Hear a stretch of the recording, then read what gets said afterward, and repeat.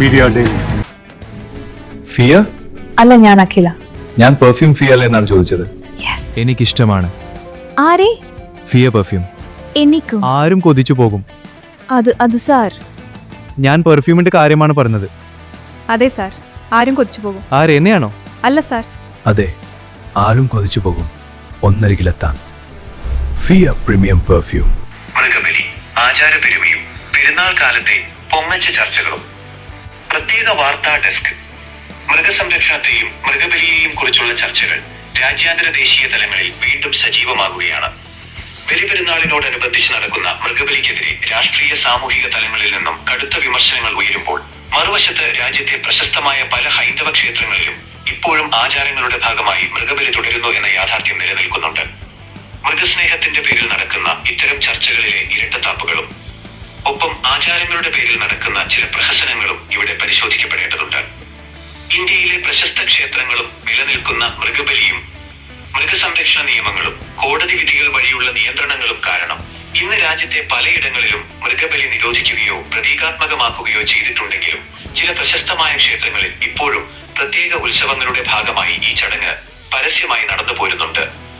അവയിൽ പ്രധാനപ്പെട്ടവ താഴെ പറയുന്നവയാണ്. കാമാഖ്യ ക്ഷേത്രം, അസം.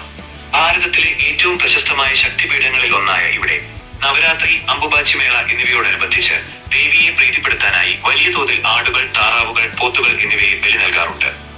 കാളിഘട്ട്, പശ്ചിമ ബംഗാൾ. കൊൽക്കത്തയിലെ പ്രസിദ്ധമായ ഈ കാളിക്ഷേത്രത്തിൽ ദുർഗാപൂജയുടെയും കാളിപൂജയുടെയും സമയത്ത് ശക്തി ആരാധനയുടെ ഭാഗമായി ആടുകളെ ബലി നൽകുന്ന ചടങ്ങ് ഇപ്പോഴുമുണ്ട്. ഗ്രാമീണ ദേവീ ക്ഷേത്രങ്ങൾ. കർണാടക ആൻഡ് ആന്ധ്രാപ്രദേശ്.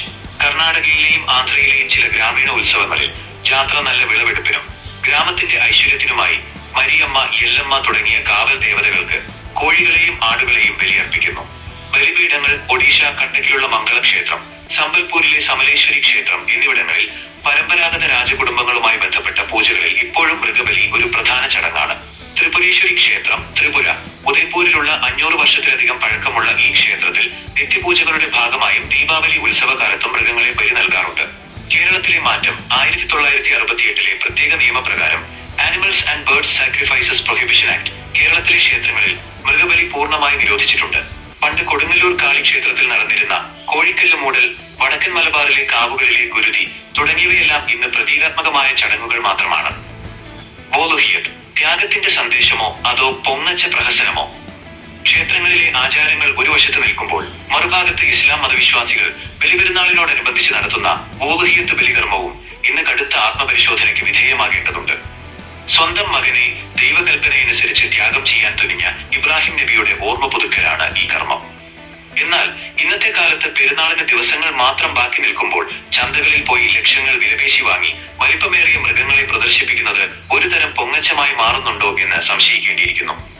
സമൂഹത്തിൽ ആളാകാനും തങ്ങളുടെ സാമ്പത്തിക ശേഷി കാണിക്കാനുമുള്ള ഒരു മത്സരവേദിയായി പലരും ഇതിനെ മാറ്റുമ്പോൾ വിശ്വാസത്തിന്റെ യഥാർത്ഥ ആഴവും ആത്മീയമായ കരുതലും അവിടെ നഷ്ടപ്പെടുകയാണ് ചെയ്യുന്നത്. ഭരണകൂടങ്ങളും രാഷ്ട്രീയ പ്രസ്ഥാനങ്ങളും ഒരു പ്രത്യേക വിഭാഗത്തിന്റെ ബലികർമ്മങ്ങളെ മാത്രം ലക്ഷ്യം വെച്ച് മൃഗസ്നേഹം പ്രസംഗിക്കുമ്പോൾ രാജ്യത്ത് നിലനിൽക്കുന്ന ഇത്തരം വൈവിധ്യമാർന്ന ആചാരങ്ങളെ അവർ വിസ്മരിക്കുകയാണ്.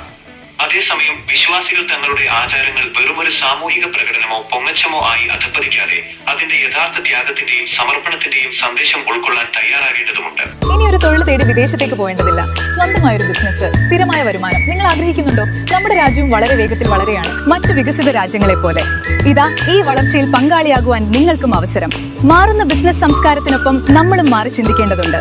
വളരെ വേഗത്തിൽ വളർന്നുകൊണ്ടിരിക്കുന്ന ഇലക്ട്രിക് വെഹിക്കിൾ, അതിവേഗത്തിൽ പുരോഗമിച്ചുകൊണ്ടിരിക്കുന്ന സോളാർ പവർ സൊല്യൂഷൻ, ഇലക്ട്രിക് മേഖലയിൽ ഒഴിച്ചുകൂടാനാകാത്ത LD സംവിധാനം ഒരുമിച്ചൊരു കുടക്കീഴിൽ ഇയോൺ എക്സ്പീരിയൻസ് സെന്റർ. എവിടെയെല്ലാം ആവശ്യമായിട്ടുണ്ടോ അവിടെയെല്ലാം സ്ഥാപിച്ചു നൽകുന്നു, അതും നിങ്ങളുടെ ബഡ്ജറ്റ് അനുസരിച്ചുള്ള പദ്ധതികളുടെ. സ്വന്തമായോ പാർട്ട്ണർഷിപ്പിലോ വാടകക്കോ ലഭ്യമാണ്. കൂടുതൽ വിവരങ്ങൾക്ക് ഞങ്ങളെ സമീപിക്കുക.